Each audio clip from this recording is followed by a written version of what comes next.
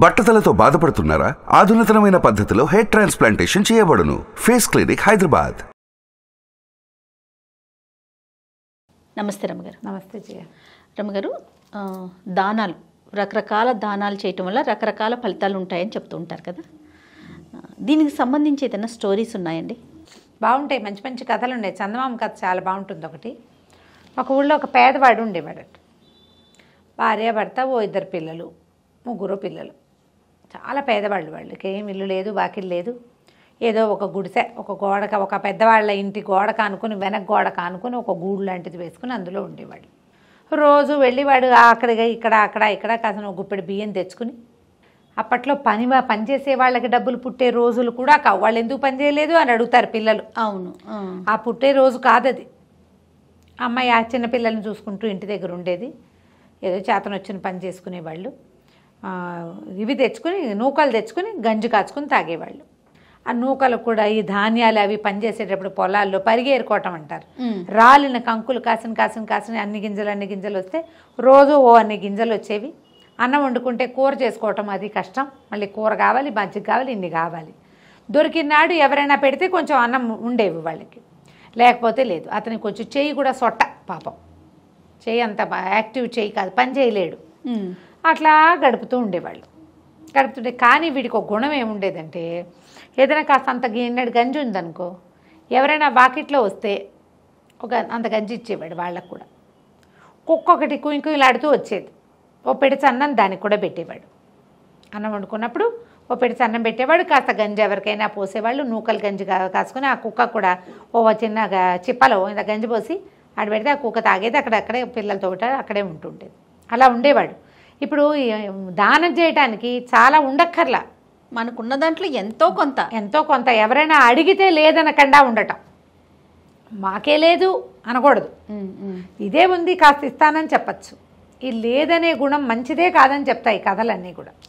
అయితే ఓసారి ఏమైంది, ఒక ముసలి బైరాగి ఒక ఆయన వచ్చాడు. ఆ బైరాగి వీళ్ళు ఏ గోడను ఆనుకునైతే ఇల్లు వేసుకున్నారో ఆ ఇంటి వాళ్ళ దగ్గర లేదనిపించుకున్నాడు. అయిపోయింది, మధ్యాహ్నం భోజనాలు అయిపోయినాయి, ఏమీ లేవు, పొమ్మన్నారు. ఏమీ లేకపోతే అంత పెద్ద ఇంట్లో ఓ పండో ఫలమో కాయో కూరో నిన్న చేసిన స్వీటు ఏదో ఉండదు, ఉంటాయి. ఇచ్చే ఉద్దేశం లేదు వాళ్ళకి.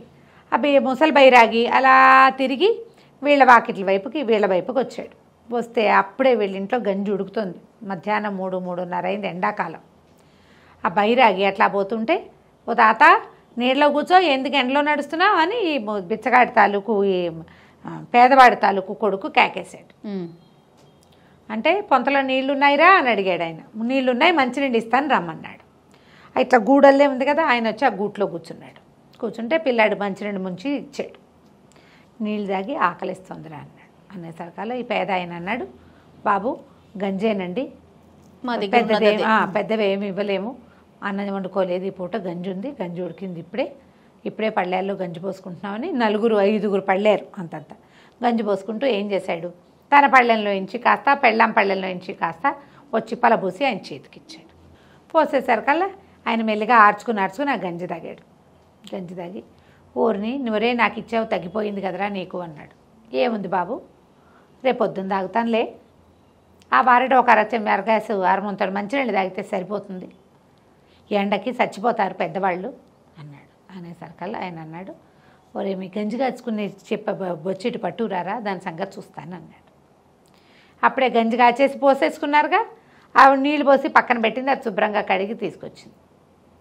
ఆ గంజి పాత్రని చేత్తో పుచ్చుకొని కాసేపు ధ్యానం చేసి ఆ బైరాగి మూతపట్టరా అని మూత పెట్టించాడు. ఈ రోజు నుంచి నీకు కావాల్సిన తిండి ఈ పాత్రే ఇస్తుంది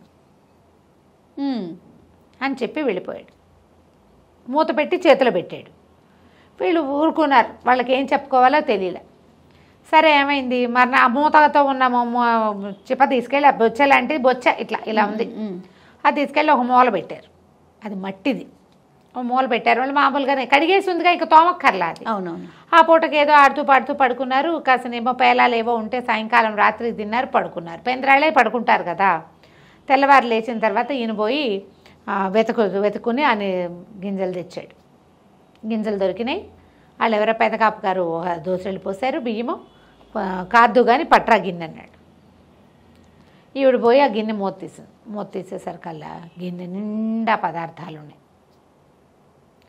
ఇదేమిటి అని తీసింది బయటికి. తీస్తే అన్నము, పప్పు, చారు, పులుసు, పాయసం చేయబెడితే వస్తుంది ఏదో ఒకటి. ఇంటిల్లి పాది 5గురు తినేశారు, కుక్కకు పెట్టారు. తర్వాత ఇతనికి అర్థమైంది ఏదో జరిగింది అని.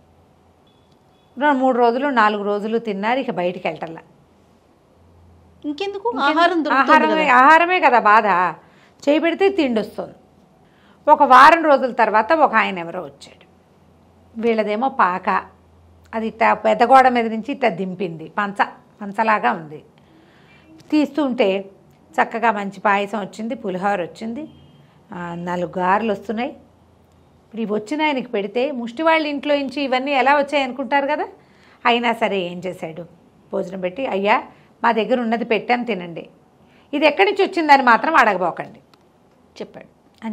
శుభ్రంగా తిని ఆయన ఎంత మంచి భోజనం పెట్టాడు వీడు అని వెళ్ళిపోతూ దారిలో ఎవరో కనపడితే, ఫలానా గోడ వెనకాల ఉన్న పేదవాడి ఇంటికి వెళ్ళండి, వాడింటో మంచి భోజనం దొరుకుతుందని చెప్పారు. 3 వచ్చారు, 3కి భోజనం వచ్చింది. ఎక్కడి నుంచి తెచ్చామో అడక్కండి అని మాత్రం చెప్తూ ఉండేవాడు. క్రమంగా ఆ ఊళ్ళోకి వచ్చిన ప్రతి వాళ్ళు ఈ పేదవాడి ఇంట్లోకి పోయేవాళ్ళు, భోజనం చేసి వెళ్ళేవాళ్ళు. వీళ్ళు తినేవాళ్ళు, వాళ్ళకి పెట్టేవాళ్ళు. ఇక వీళ్ళు అంతకంటే బట్ట కావాలి, పాత కావాలి, ఇల్లు కావాలి, వాకిలు కావాలి, వాళ్ళు ఏం అడగల. అన్నపు బొచ్చ అన్నమే వస్తుంది అందులోంచి. అయితే ఏమైంది, ఇలా చాలా కాలం గడిచింది.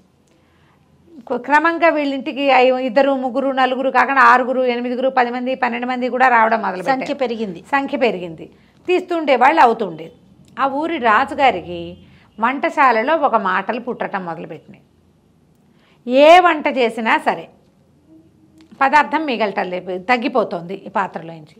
ఎవరో తీస్తున్నారని వంట ఆయన కంప్లైంట్ చేశాడు. పాయసం గిన్నె నిండా పెట్టానండి. గిన్నె అంటే రాజుగారింటూ టింగ్ గిన్నెలు ఉండవు కదా, పెద్ద గంగాళాలు. గంగాళం నిండా పోసాం, అంత వెళ్తొచ్చింది. గంగాళం నిండా గారెలు పెట్టాము, ఇంత వెళ్తొచ్చింది. గంగాళం నిండా అన్నం వండాము, అదంత వెళ్తుంది. గుండెకి నిండా అన్నం వండాము, అదంత వెళ్తొచ్చింది.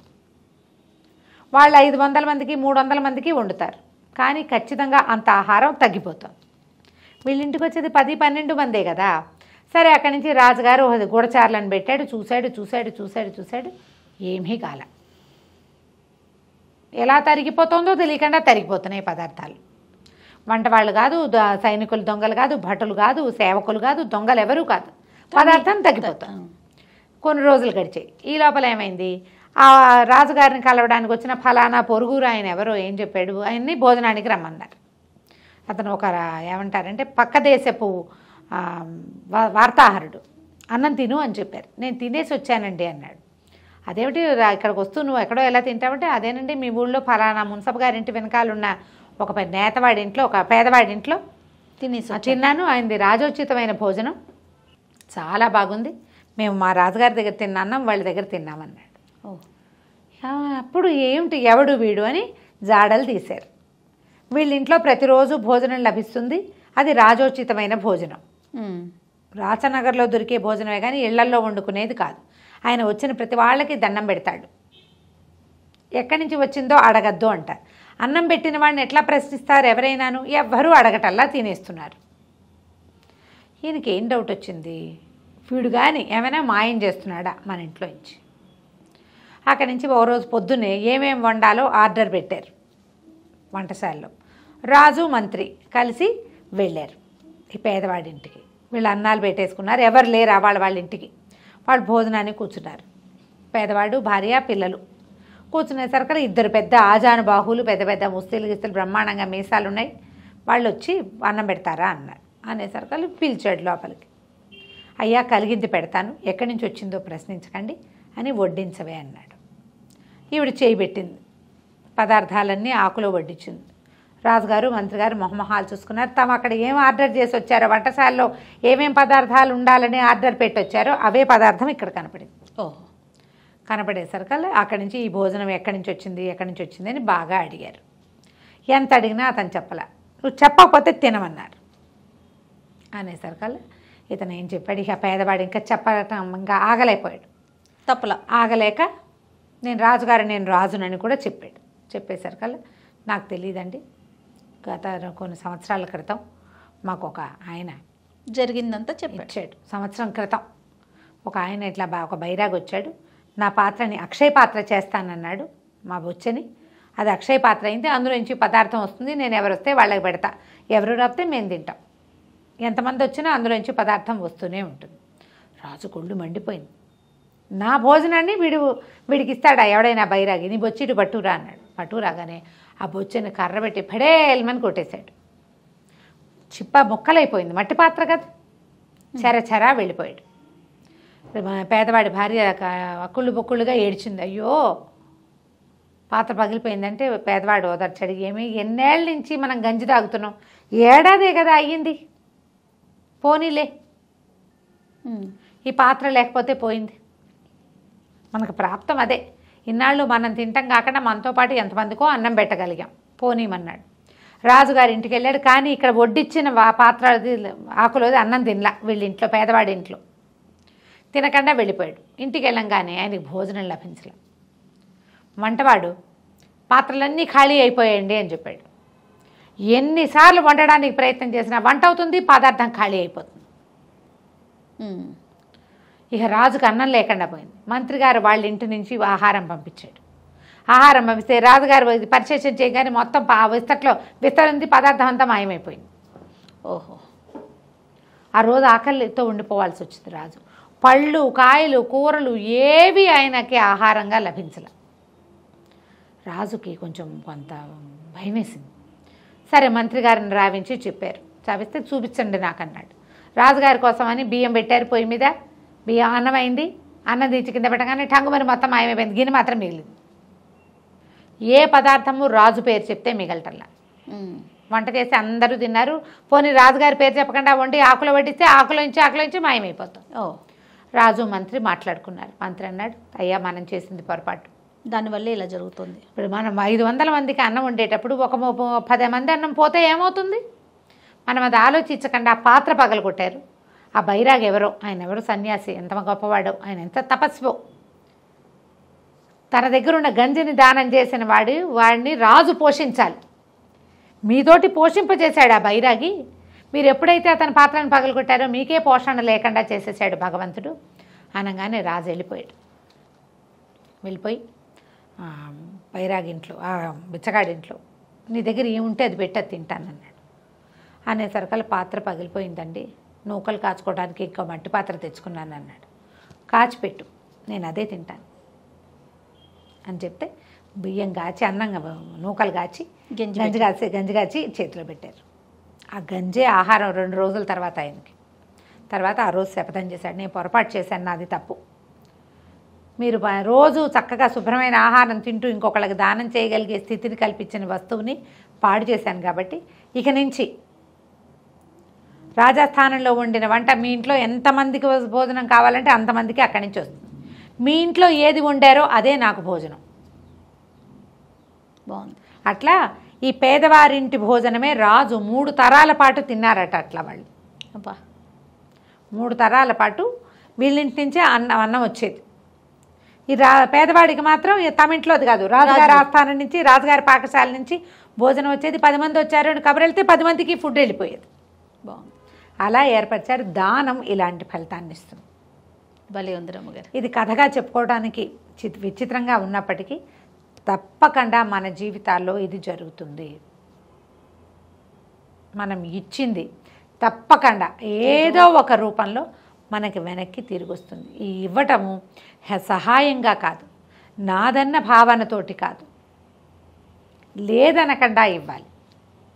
ఇచ్చింది తప్పకుండా వస్తుంది. నమస్తే రమ్మగారు. నమస్తే.